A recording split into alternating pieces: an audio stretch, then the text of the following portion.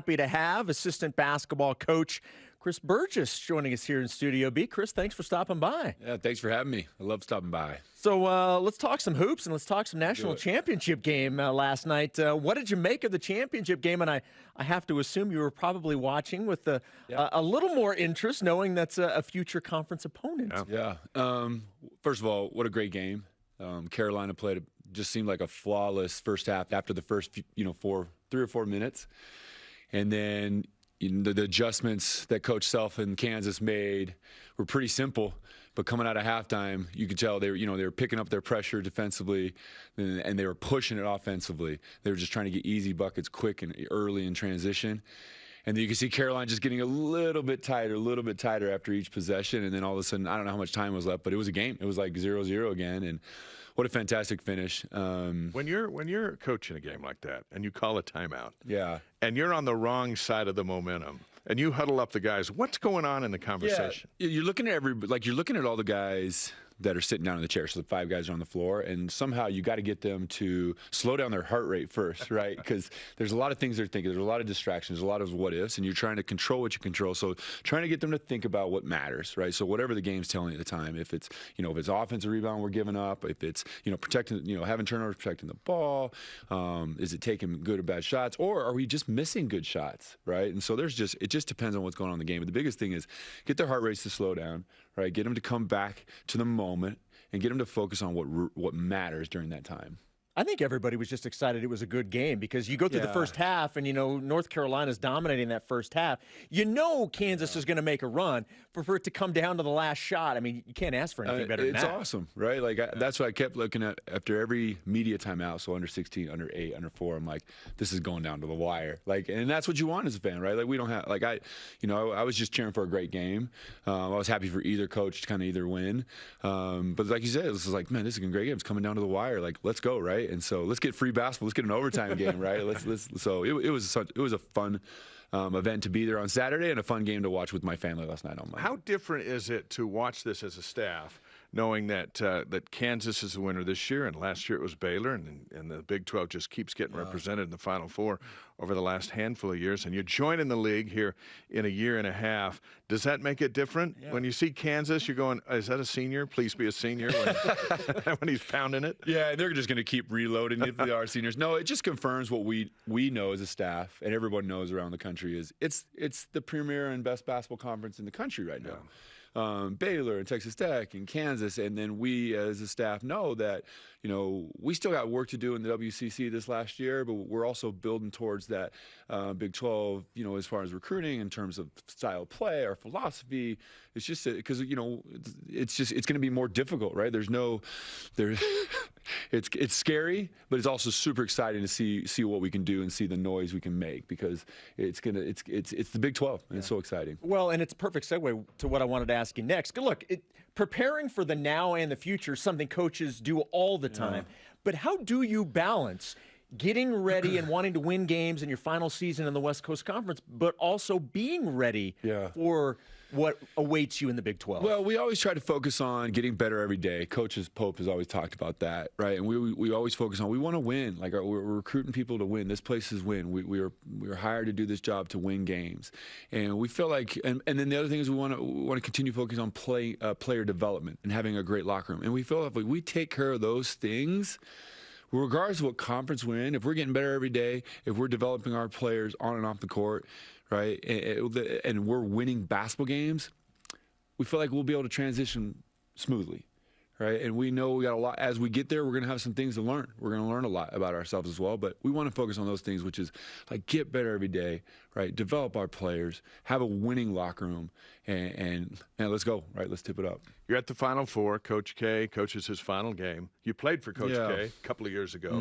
What was it like to see him walk off for the final time, a guy who's been so important to the development of college basketball? Shocked. Did not think they were going to lose, first of all. Was sitting, actually behind the Krzyzewski family with the former players section, and there was just shock amongst us all. And then everyone, when the buzzer ended, they're shooting the free throws. Caleb Love was shooting the free throws to put them up 4 points, and it was out of reach. just watched Coach K and just the grace he had in terms of walking to the other side of the bench to shake their coach's hand, shake their player's hand, and you're just shocked because when I looked around, and from Danny Ferry from the 80s, to Jay Williams, Mike Dunleavy, Shane Batty, is like, man, the brotherhood that he's coached and the lives that he's touched, all these guys are here for him, and he's created something super special, not just college basketball, but just in sports. So I'm glad I was there to witness it, but I didn't take my eyes off of him, and I could just feel the shock and sadness, right, amongst his players. And it was a good sadness. It was a sadness of like, man, this guy's done so much for us, right, for our lives and the people we are today. So I was shocked, and I was excited to be there and be a part of that history. Take us back a couple more years earlier in that. How did he close the deal on you to get you to go to Duke? First of all, he's a great recruiter. His program and the history of Duke basketball spoke for itself. Playing in the ACC, winning back-to-back national championships 4 years earlier in the 91-92 season. And he did he was recruiting 4 of us. At the time, 4 of us, class of 1997, and he was comparing it to his 91-92 teams. And then I got to go on a recruiting visit and see a game in Cameron Indoor Stadium, and it was, as a Southern California kid, it was something I'd never experienced, right? Like just the crazies and the smell of just the gym, right?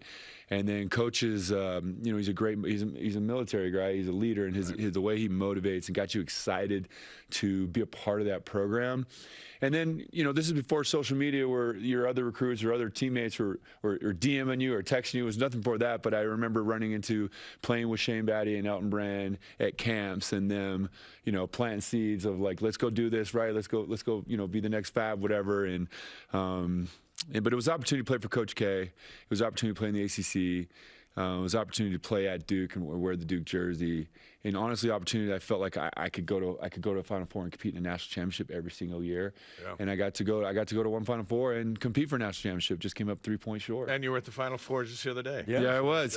Full circle, right? Full circle. What is that like, by the way? What do you take from those? Because we know a lot of the teams and coaches and staffs go to the Final Four. I've got to imagine there's a lot of sharing going on, or maybe watching what other people do. What do you take from those experiences and bring back to the BYU program? The Final Four is like there's a coaches event from all different levels, Division I, Division II, Division III, NAIA, and there's so many different like panels and clinics that you can go to. There's a ton of networking, connecting, reconnecting. And what I like to do is I like to go to the clinics. I like to go to the panels.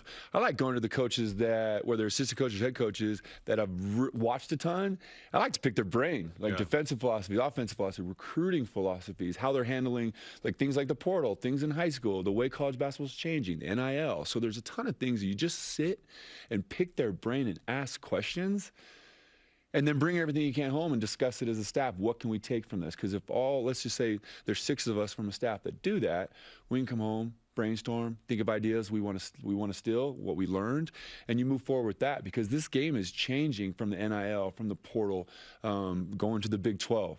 Right? And so I think that's the biggest thing is just trying to find, like if I could seek out, Baylor's coach Scott Drew, right, or his assistant, and sit down with him or ask a couple questions, like that's invaluable, right? That's invaluable, and so that's what I try to do. Was there one coach that you wanted to seek out at this, and were you able to do that? There's a bunch of coaches, right? There's a bunch of coaches I want to seek out, but I have a ton of respect for the smaller schools as well because they have to win with less. Yeah. So one coach in particular that I sought out was actually Vermont's assistant coach. Vermont goes to the tournament 3 out of every 4 years. The Catamounts, right? They should, the Catamounts. They almost beat Arkansas, right? Who went to the Sweet Elite Eight. Mm-hmm.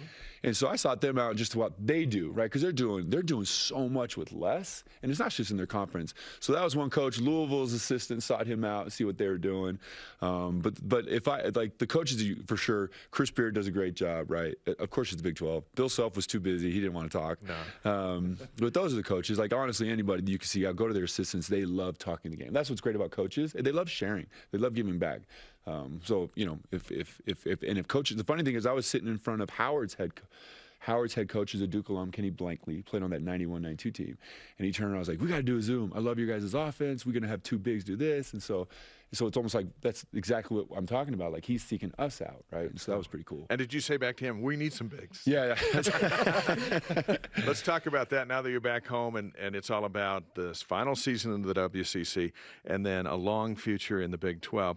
As far as the transfer portal goes, how many kids has BYU, has your staff been in contact with? We've been in contact with a number of kids on the portal, and anywhere from 10, probably 15 to 20 guys. And our jobs at first is to, reach out, figure out what the kid's doing, why is he leaving,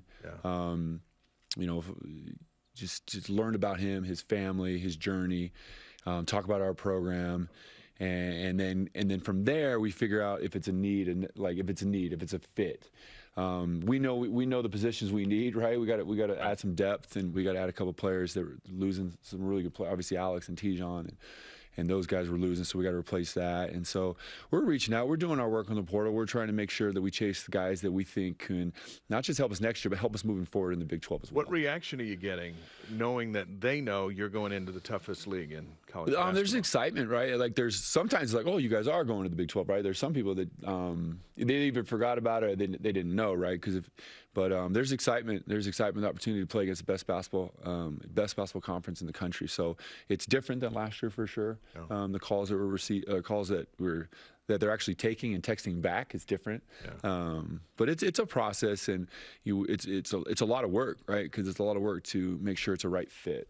What about some of the guys coming back? And obviously, a lot of focus is going to be on guys like Caleb and Foose and Atiki.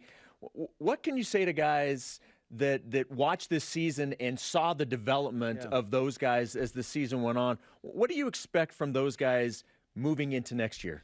Yeah, I mean, we got a good core, and the development and progress that Atiki, Foose made, and I thought Caleb had a great last 4 or 5 weeks. Just in terms of just playing more free. Yeah. It was fun to watch him. So, what we can take that is, what we're doing right now as a staff is we're trying to find 3 off-season things for each player and how they can grow to, develop. And we're trying to be super specific about it, both offensively and defensively. And so we're giving these guys a plan, some goals, improvements, and then we're showing film, right? We're backing it up with the numbers. We're doing it. We'll eventually get on the court and do it. And when they're playing pickup, if they're playing 2-on-2 and 3-on-3, we have things for them to focus on, whether it's decision-making, whether it's switching 1 through 5, right, and lateral quickness, whether it's finishes at the rim. And then all of them have a plan shooting-wise. With the 3-ball, right? And we've got, we have unbelievable resources in the annex facility with the Noalytics and the shot tracker that, we're educating them on that, and they're going to have specific goals in terms of shots, how many shots they take. And so, it's a big deal for us. It's a big off season for us, but the biggest thing is we have a ton of film and a ton of data that we can use moving forward to discuss those few things we need to work on. What have guys like Barcelo and Lucas, even Matt Harms, even Cody Feger, guys who are here and have thrived at BYU, not a member of the dominant faith. Yeah. What has that done for the rest of America looking at BYU going, is that a church school, or is that a school I can go and thrive, play basketball, live my religion, and grow and be a better person? Yeah, it's a great question, and it's something that we want the best players that can help us win basketball games, but also represent what this university is, right? And we weed those guys out pretty quick during the recruiting process. And everyone, for the most part, that we take understand the sacrifices all of our guys make, regardless of their denominations, the sacrifices they need to make on the court, off the court, to be successful here. And you get guys like Barcelo that, want that. They're craving that. They're craving that discipline. They're craving that sacrifice because it's who he is, right? Like, he wants to be on the court, 20 of 24 hours, right? And so if he can play along a group of guys that have the same mentality, or to block out the distractions and the noise and the things outside of what's not going to make you better. And so we're searching for those guys. I remember Matt Harms saying that, I got I live the honor code so I can play basketball for the year I'm going to be there, I can do that. Yeah, that's right. That's right. And so that's another reason we do like the transfer portal, because when you're talking to sophomores or juniors that have done 2 or 3 years in college, they understand what matters and what's important and how to get better. And that's, I think, the biggest thing is, like, if you're a person that we're talking to, well, we're going to know right away if you want to get better every day. Right, and so we use the honor code, and we use what this place represents to our advantage, and we find guys that are completely locked in and want to be a part of something super special. Last thing before we let you go, and you mentioned Alex Barcelo, and I realize it's still early in the process. There's still a lot of feedback that would come in. What's he hearing right now in terms of his future? First of all, he had a great career here. He was awesome in New Orleans in that 3-on-3, and as well as the Reese's Senior All-Star game. Alex is getting great feedback, in terms of workouts with NBA teams, and interest there. He knows he's going to have a great couple weeks leading up to Portsmouth Invitational, the senior game there in Virginia, and hopefully get an invite to the NBA Combine and camp, because he'll test really well. He's going to be in shape. He's one of the best shooters in the draft. Right, it's just a matter of him. Honestly, you got to find the right team, and if you do go undrafted, you still got to find the right team that you're going to have the opportunity to play. At the end of the day, like, Alex is getting great feedback where he's going to be able to play this game of basketball at some level, and make money doing it. And from personal experience, there's nothing better in the world than continuing to stay in shape, play the game you love, and be able to provide for your family. At the Final Four, did you look around for a moment and say, you know what, I am the tallest assistant coach in college basketball? I did. I did. There was only like one. I think I did. You're right. I am the tallest one, especially at those get-togethers. You got that going for you. That's nice. That's right. Things that Dave and I will never be able to say in any company that we keep. We're the tallest. No, but we'll ask you questions all the time. That's right. That thing we can do. Chris, you're one of our favorites. Always appreciate you stopping by. Thanks for the insight. Great to talk with you. Appreciate it. Thanks, you guys. You guys are the best. There we go. Chris Burgess, assistant basketball coach for the BYU Cougars.